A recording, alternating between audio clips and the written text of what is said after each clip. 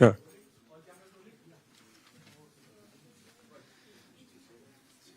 Kshitij, we'll have Shilpa coming in the backdrop. Perfect. Okay. Oh yeah, there's it. Okay, great.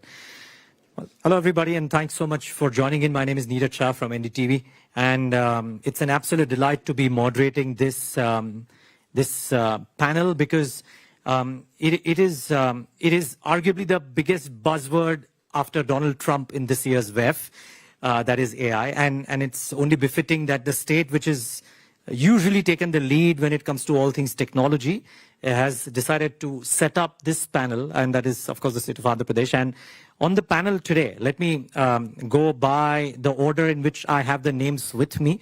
We have Shilpa Kulhatkar. She's Global Head of AI Nations at NVIDIA, and it's a delight to talk to her, of course. Professor Daniel Susskind, Senior Research Associate, Institute for Ethics in AI, and Associate Member of the Economics Department, University of Oxford from UK.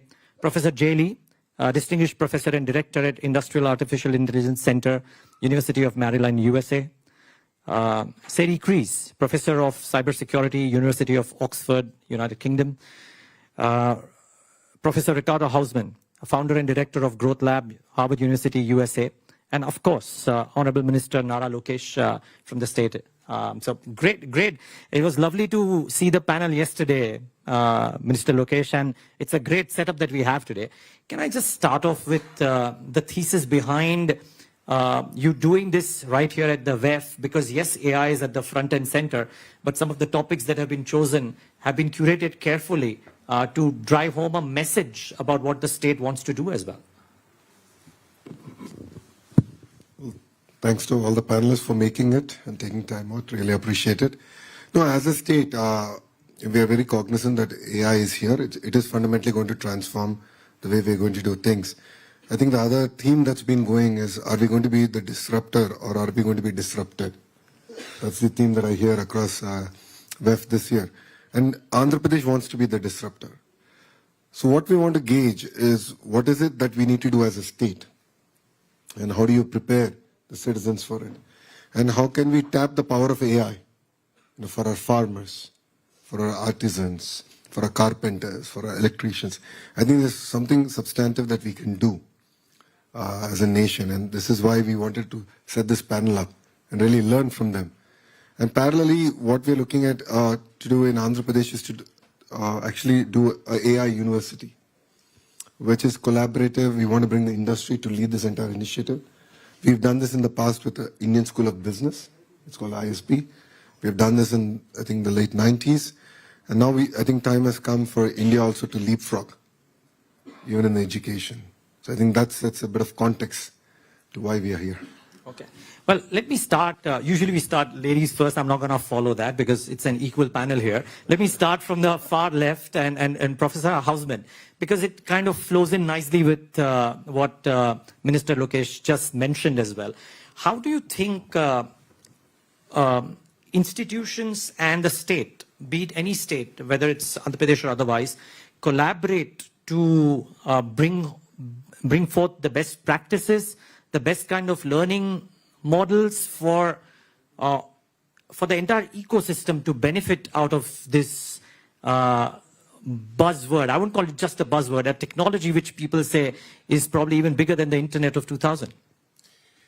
So my main piece of advice is to say the following. AI is what they call a general purpose technology. It is going to permeate across all human activities.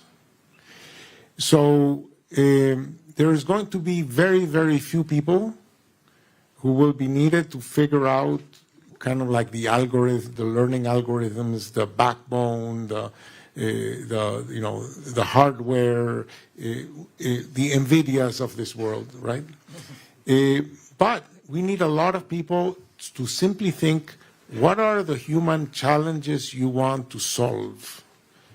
And to what extent AI can allow you to do more than what you would have done without it.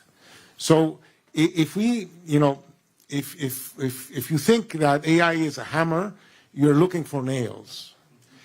if we focus our attention on the things that really matter to us and be sufficiently cognizant of AI, we will be able to find killer apps for AI that have yet to be developed. You know, one of the reasons why there was a bust after the dot-com boom is because we invested a hell of a lot in the backbone and in the hardware and so on, and we didn't have the killer apps. That was before YouTube, that was before Netflix, that was before Amazon, that was before many, many things, right? So we are at that stage. We have something that empowers, enables to do many things. We just don't know what yet.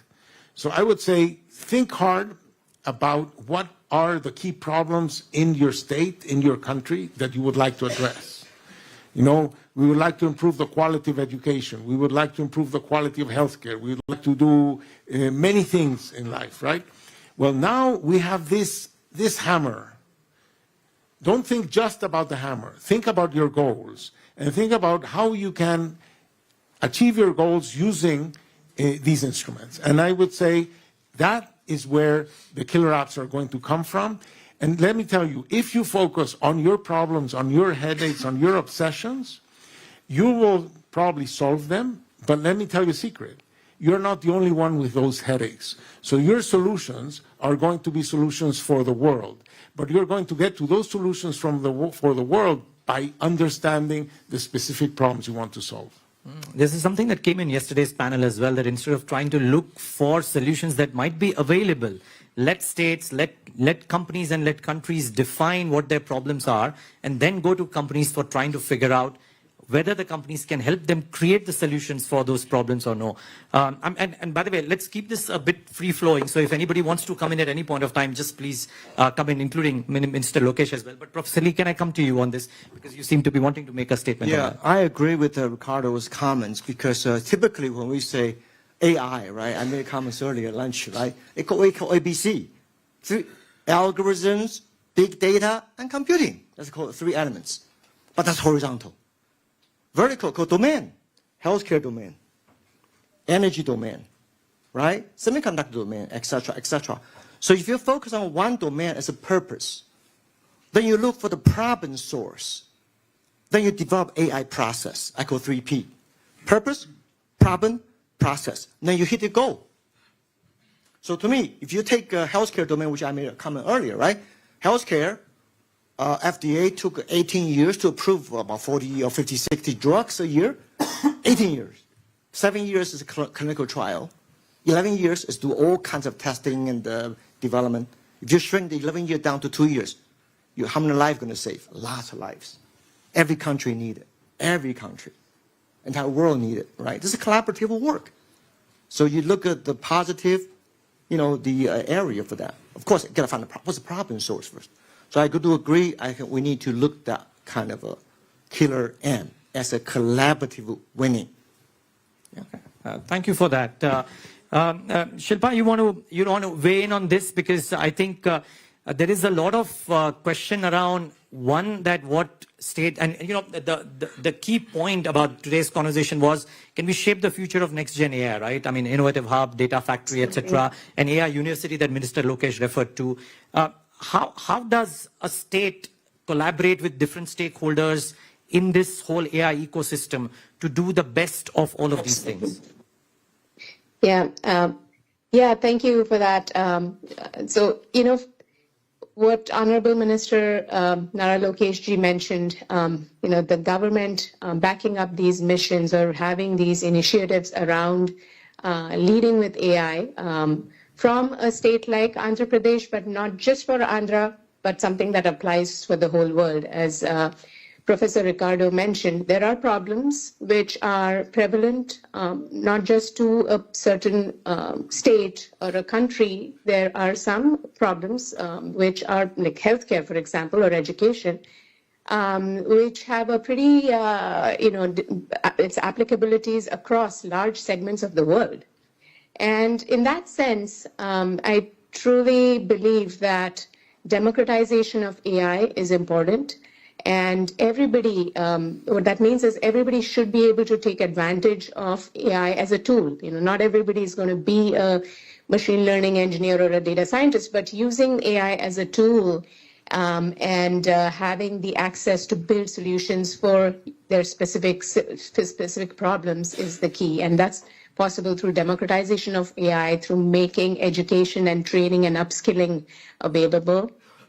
And hence, I think government and states can play a really important role in supporting these initiatives that democratize AI education, with a strong focus on strengthening STEM education at all the levels, with a particular emphasis on AI and data science. Okay, well, I was going to ask Professor Susskind about this as well, but Professor Kreese has said that she just wanted to make a comment on this, so please go ahead. Thank you, and thank you to the Minister for such a kind invitation.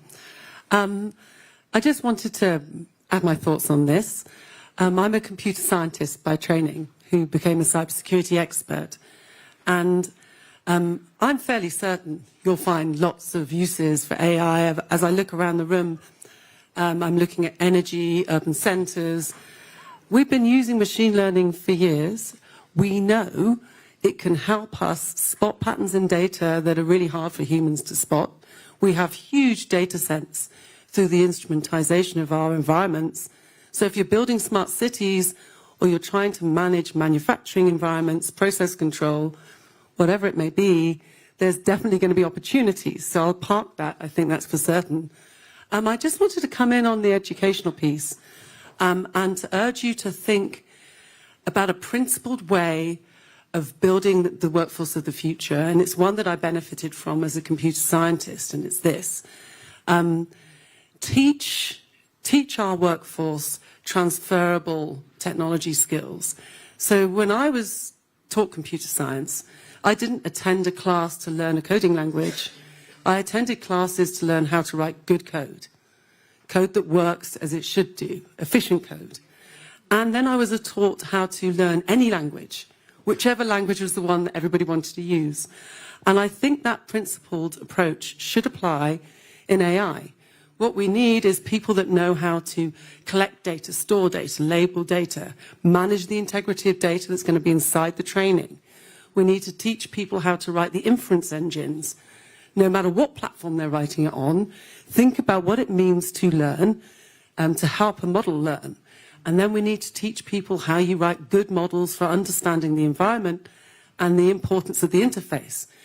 We may find that in the state in the future, that when we go and look at how you're managing the green energy emission, that we'll go in and we'll see folks in immersive technology and they're interacting with visual interfaces. But underneath that, same model, same inference engine, same data, that might actually sit underneath another interface. And so I think there's such a huge opportunity, and it's a moment for us to make sure we don't get buried in the silos, that we take a principled approach, because then we can do the 3 Ps, no matter which of the verticals we're in. Yeah, and Minister Lokesh, I would like to come in on this, but after a comment from Professor Susskind, because he looks at this argument closely, if I'm not wrong, and I would love to understand from you, because something that I was talking to Professor Kreese about, that the pace of development in this field is so rapid. What is it that, let's say, for example, an AI university that the state is thinking of can have as a necessary set of skill imparting that can help the students not just navigate through the AI challenges of today, sure, but over the course of the next few years, maybe? Sure.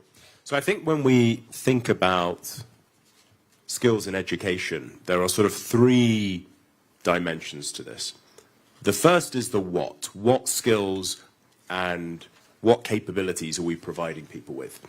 And that, I think, is the one that gets most of the oxygen among politicians and policymakers, trying to anticipate what jobs will be valuable in the future, and so what skills do we need to teach people today. But I think there are 2 other really important dimensions to education, which sometimes get neglected. So alongside the what, there's also the how. If you were to step into a time machine and go back 100 years and walk into a classroom or a lecture theatre, it would look remarkably similar to how they look today, despite the existence of many really interesting technological alternatives. So just one example. We know that one-to-one tuition with a human tutor is incredibly effective. An average student who receives one-to-one tuition will tend to outperform 98% of students in a traditional classroom setting. The problem is, of course, that providing everyone with a one-to-one tutor is incredibly expensive. Lucky to do it at some universities, but it's not a model that can scale. And that's what's so interesting about some of the systems that are being developed now, the personalized learning systems. Because what they're doing is they are tailoring in an automated way what is taught, how it's taught, the pace and so on, to the particular skills and weaknesses of the student in question. Kind of replicating that very effective but very expensive human model. And so, I thought it was very interesting that in the first few months of ChatGPT coming out, one of the first partnerships they did was with Salman Khan, who's the developer of Khan Academy, online platform providing instructional videos and practice problems, really high quality stuff. When I used to teach maths, I'd often direct my students towards it, really high quality resource. But what he did was he teamed up with ChatGPT to develop what he's called Khan Migo, which is essentially a sort of a tutor that sits with you as you're navigating the site and provides the kind of interaction that you might get from a human tutor. So I think the how is really important as well. Are we using technology to change how we educate as well? So there's the what, the how, and there's also, and this goes to your question exactly, the when. At what moments in people's lives are we providing them with the skills and the training required to flourish in the world of work? There is exactly as you say, there's a huge amount of uncertainty about the future. And the best response that we have to that uncertainty is flexibility. A willingness and a capacity for people to retrain and reskill later in life with the same intensity and seriousness with which we sort of expect people to educate themselves at the start of their lives. And so I know today people talk about things like lifelong learning and governments have personalized learning budgets, but if you actually look at the resources we put behind those sorts of initiatives, they completely pale in comparison to the kind of investments we make in people at the start of their lives. And that can't be right. So my advice for a university like this is not simply to focus on the what, the sort of skills and the capabilities, but it's also the how. How are you using the technologies themselves to change the way you teach and educate, and also the when. What sorts of people at what moments in their lives are you reaching out to them? And are you, tailoring what you're teaching to the particular requirements of that particular moment? Minister Lokesh, I think in some fashion, all of this is very helpful because in India, considering the number of students out there, if you go for one-on-one human tutoring, then it's a profession that I would like to take up yesterday. It's going to be very rewarding. But any thoughts on that? And then also, just coupled with that, also a point that Professor Lee mentioned, right, about vertical needed. And you are out there setting up data factories, so to say. Give us some thoughts on that too. No, the more fundamental thing for me is in government schools, how can we use AI? And how can we create the personalized adaptive learning platforms available and prescriptive homework? This is something that we're really passionate about. And as a state, I've been questioning my entire team that how do we go from passive learning to active learning? For lack of a better word, how do you gamify the entire classroom interaction between students and enable them to absorb content far better? I think this is something that this is a journey that we've just started. We've earmarked, and this is something that we're actually going to deliver. So that's one part. On the larger context, India has jumped over the personal computing, gone directly to smartphone, and then that presents a unique opportunity for us. So, healthcare. What's the role of wearables? If I want to look at preventive healthcare, is there technology out there where at least a pre-diagnosis can be done? So I know where to put my money, who to focus on, in terms of a unified, mandatory sort of a health platform coming in.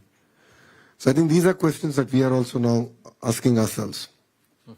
End of the day, every government has only so many resources. And as you rightly said, it's about putting that money where it actually makes sense and where outcomes can be measured and outcomes will be actually delivered. Right now, our entire system is focused more on outputs. And that's what I think is resulting in the challenges that we're facing. Great. Okay. Professor Lee, can I come to you now? And, you know, one thing is, of course, the right kind of skills imparted in order to create the best AI experts that you can for the future. Now, I'd love to understand from you, because you've got a great working experience with startups as well. You've got a lot of thoughts on this subject. What are the key elements or the critical elements for which would be very necessary for creating the right set and the right number of AI experts for the future, not just from an Indian or an Andhra Pradesh perspective, but in general? Well, we're more interested in create AI winner, not just an expert. AI winner, okay. So yeah, expert can be many things. Yeah, the expert sometimes is not necessarily a winner. So, well, let me put it this way. I like the term you call data factory because we are doing a data foundry at University of Maryland. So what a data foundry really is, because when you take the verticals, we have industry. You have electronic manufacturing verticals, automotive verticals, right? You have a lot of data people generate. But most of the data, they are maybe Excel sheet ready, but they're not machine learning ready. There's no background, no label. That's 80% of your work going to be. But if you have a data factory, you should have a good 3B. Baseline, background, and also good benchmarkable. I call 3B. If you have no baseline, no background, not benchmarkable, anybody can speak apple, orange, you cannot compare them. Number one. Number two, the teaching method. I like you say when, how, what, which is very good. But I think in industry, we're talking about industry, right? AI has to have economic evidence. You cannot say AI for fun. Yeah, I mean, maybe, but if you cannot have an economic impact, how long is it going to last for fun? Well, first of all, the principle base, which anybody can teach, and every professor can teach principle. Second, we focus on practice-based. We create data sets. They are ready to be used. You can learn different tools. Could be simply like support vector machine, self-organizer map, logistic regression, blah, blah, blah, CNN, whatever, right? But third, problem-based. After you learn how to use the data, hey, go back to your own problem. Collect your own data. Oh, that's a tough one.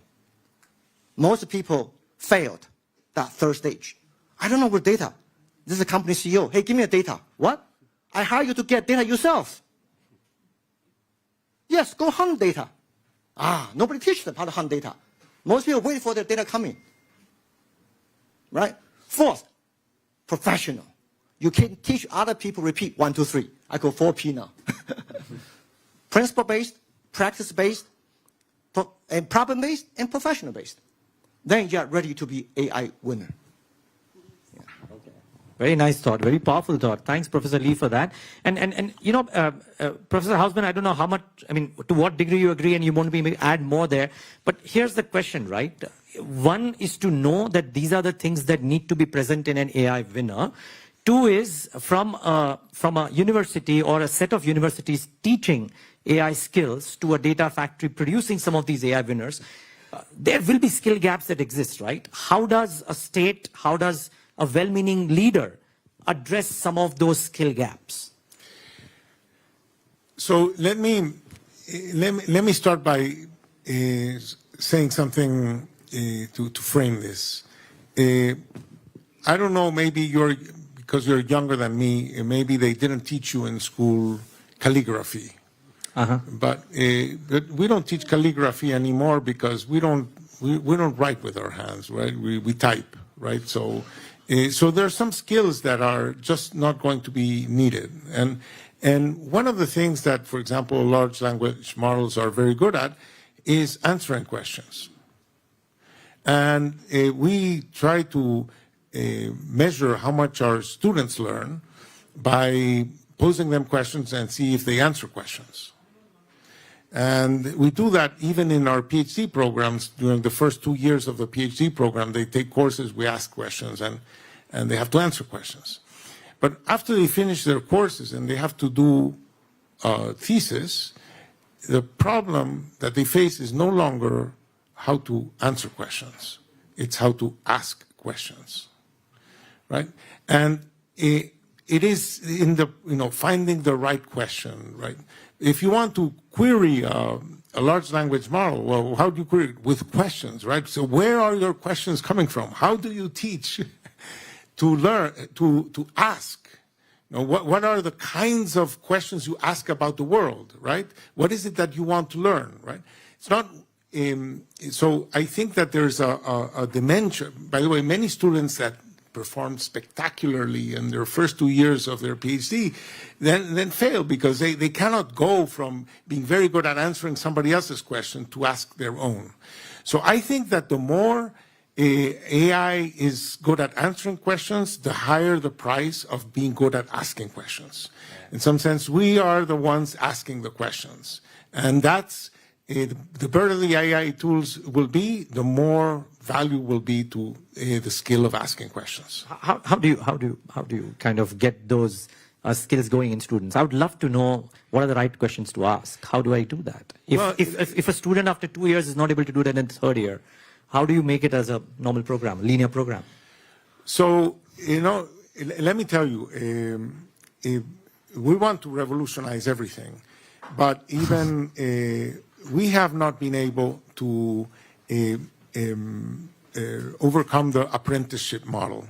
Even in our PhD programs, okay? We put them for 2 years in school. These days, a PhD in economics lasts 6 years. So 2 years in school, and the other 4 years, it's in an apprenticeship program where we don't know how to teach the stuff we do. The only thing you can pick it up by seeing other people doing, by trying to do it yourself. So it's an apprenticeship model. And I would even criticize my own profession, saying, you know, even when we teach economics, we teach, say, models, and we teach how these models can answer what-if questions, right? But when you go to the world, nobody tells you what the model is. So you have to figure out, you know, there's this, you know, I don't know, the shoe hurts, etc., but I don't know what the model is. I don't know what the data is. I don't know what the problem is. I have to figure it out from scratch. It's that process from, you know, finding problems in the world to figuring out how to structure your mind around them, how to find pathways to theories of change of what it is that you're going to do to figure things out. And I think that is what's going to be at a premium, and that's what we should focus our teaching on. Okay, now I'm going to come to regulation and threats as well. But since we spoke about industry, and Professor Lee spoke about industry, right? And what does a nation have to do to make it economically viable as well? Shilpa, I'd like to come to you. I mean, to your mind, what are the critical elements? Because you do this for a living per se, right? What are the critical elements that a state like Andhra Pradesh, for example, has to do in order to create a thriving AI ecosystem, which is, one, fundamentally sound, having the adequate skill sets for people, at the same time, economically viable as well? Absolutely. Yeah, and, you know, as Minister Lokesh ji mentioned, the most essential thing is around outcomes. What outcomes is the nation trying to solve? So that is at the highest level. But what enables that, the ingredients that enable those outcomes, what make the nation an AI nation is, having a skilled workforce, having that ecosystem of entrepreneurs, of VCs, of researchers who can basically, create AI. Eventually, it is also about the access to compute. So to enable those data factories, those AI factories, which is essentially around the production of AI, it is important to think about it that you need the business ecosystems, the data, the infrastructure, the skill set in the workforce that can enable that factory, that can enable that production. I truly believe, like India, with its large talent pool and growing tech sector, can indeed play a very pivotal role, not only for itself, but for the global AI landscape there. And harnessing, basically the availability of data, and then, of course, processing that data, managing that data, and then harnessing insights from that is what we call that tokens or intelligence. So in a factory, in this AI factory, raw material is data, output is tokens or intelligence. And this intelligence can then, for the industry, be used for various sectors, right? Agriculture, healthcare, education were mentioned earlier. I think this is basically the key ingredients: business ecosystems, data, infrastructure, skill sets. Well, a couple of other key elements for this would be cybersecurity. And Mr. Lokesh, please free to come in whenever, but one of the two things is cybersecurity and the regulation that should be put in place. So, Professor Susskind, the question that I've noted down for you, and I'd like to ask you, is that what's the AI regulation that should be firmly in place for any ecosystem to ensure its ethical use and a fit and proper use? I mean, if you broadly understand what I'm trying to ask, I mean, what are the regulations that should be put in place? Or should regulations even be? Is it too early? Is it too early? Putting the cart ahead of the horse? Yeah, I mean, I think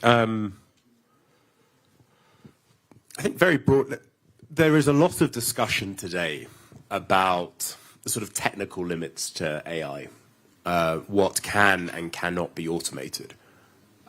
But I think, and every day we're told stories of new tasks and activities that these systems can take on, making medical diagnoses, composing jokes, writing legal arguments, designing buildings. It's a sort of bafflingly impressive list. But I think we spend not enough time focusing on not the technical limits, but the moral limits, not what these technologies can and cannot do, but what they should and should not do. And we already, face these questions today. There are systems in the US that are used to, AI systems that are used to inform parole decisions. And we might feel comfortable with that, but how would we feel about using a system to make, say, a life sentencing decision? Probably far less comfortable.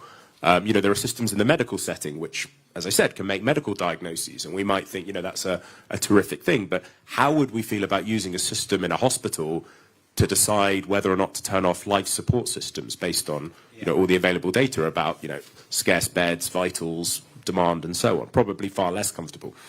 And I think these sort of moral limits to these technologies are already binding on us, and in a way are kind of far more important than the technical limits to these systems.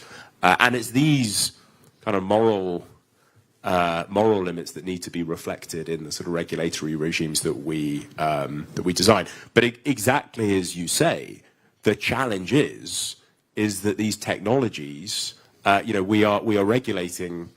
If we attempt to regulate, we are going to be regulating something that we don't quite know what it looks like. And you only need to think about all the different ways in which the generative systems of the last few years have taken us by surprise in terms of what they can and cannot do to recognize the sort of immense scale of the challenge. Okay. So, Professor Kreis, if we do this and try to put regulations, are we putting the cart before the horse or no? And part two, because you look at cybersecurity so closely, right? I was talking to Dr. Dorit Dor of Checkpoint earlier today. And she was of the belief that while there is a 44% rise in cyber attacks across the world in 2024, AI would only enhance the possibility of these in the future as well. And there's a possibility to defend as well via use of AI. So both these questions to you. Gosh, they're both really hard to answer, so I will do my best. On the first question, are we regulating too early? Well, yes and no. I mean, it depends what you're regulating for. So what we have to do, and I'm going to go through the cybersecurity piece and then we'll get to the answer. When I think about AI and cybersecurity, I think about points of a triangle, three general areas where these two things are coming together. The one I'm not going to speak so much about is the use of machine learning and AI to enhance our cyber defense capabilities, our ability to protect our systems. That's been happening since the last century, as my daughter says, since the Ice Age, and it will continue to happen. Thank goodness, because we're going to have to match up to some pretty voracious and strong attacks. So we'll talk about that. There's kind of two areas we have to be really concerned about right now. One is, could our use of AI make us more vulnerable? Of course, yes. Whenever we embrace new technology, or whenever we change technology, there's the potential for new vulnerability. We've known that for years. The highly regulated markets, like, for example, the financial sector, which grew a lot of the growth and maturity in the profession, kind of before 2010, in the early 2000s, since before the term cybersecurity, when we were all working in information assurance. Inside those regulations and good practices, we did things like make sure if you have a big system upgrade, you're going to test it, you'll pen test it. This is security testing, this is looking for vulnerability. All of those good things we see translating into the recommendations for good practice around security of AI. But there's some challenges for us. There's something very different about the way in which machine learning and AI works.